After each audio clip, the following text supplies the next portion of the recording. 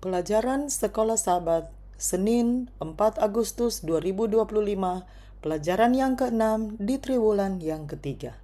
Judul untuk hari ini adalah Pengudusan Anak Sulung. Waktu penebusan yang dijanjikan, waktu pembebasan akan segera tiba.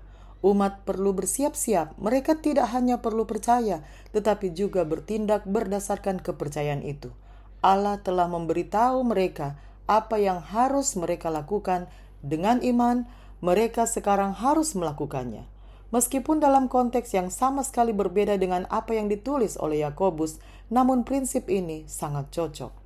Hai manusia yang bebal, maukah engkau mengaku sekarang bahwa iman tanpa perbuatan adalah iman yang kosong? Yakobus 2 ayat 17-20.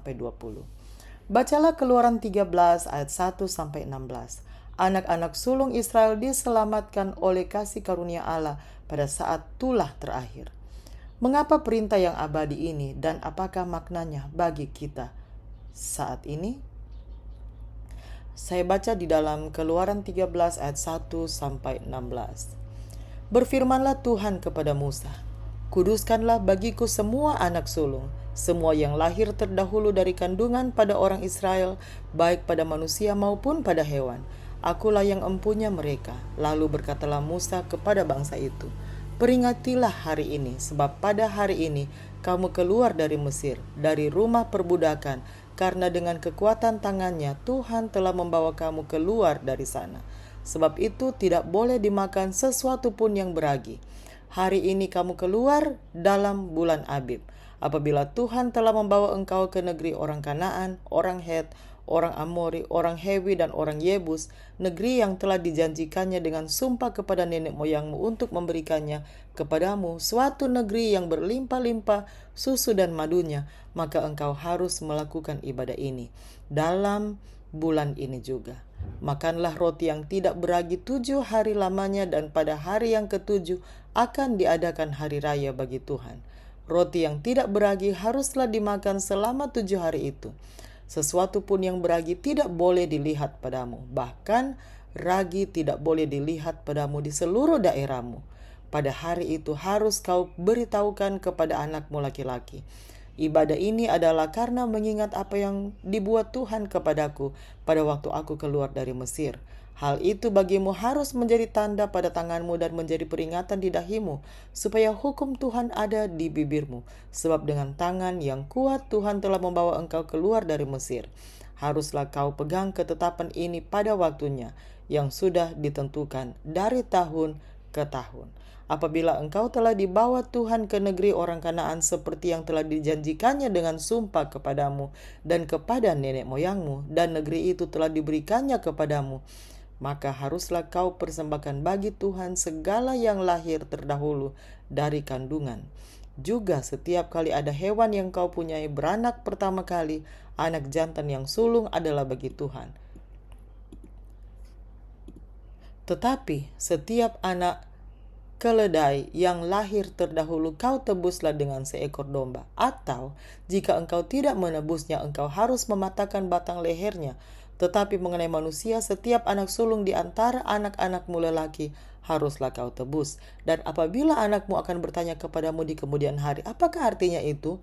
Maka haruslah engkau berkata kepadanya, dengan kekuatan tangannya Tuhan telah membawa kita keluar dari Mesir, dari rumah perbudakan. Sebab ketika Firaun dengan tegar menolak untuk membiarkan kita pergi, maka Tuhan membunuh semua anak sulung di tanah Mesir, dari anak sulung manusia sampai anak sulung hewan.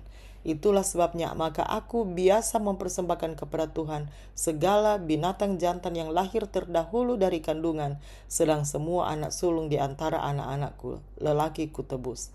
Hal itu harus menjadi tanda pada tanganmu dan menjadi lambang di dahimu, sebab dengan kekuatan tangannya Tuhan membawa kita keluar dari Mesir. Tuhan dengan penuh belas kasihan menjaga keluarga-keluarga Israel yang ada di bawah dara, karena dengan iman mereka telah menandai ambang pintu mereka. Petunjuk-petunjuk baru ini datang dari Tuhan melalui Musa. Kuduskanlah bagiku semua anak sulung.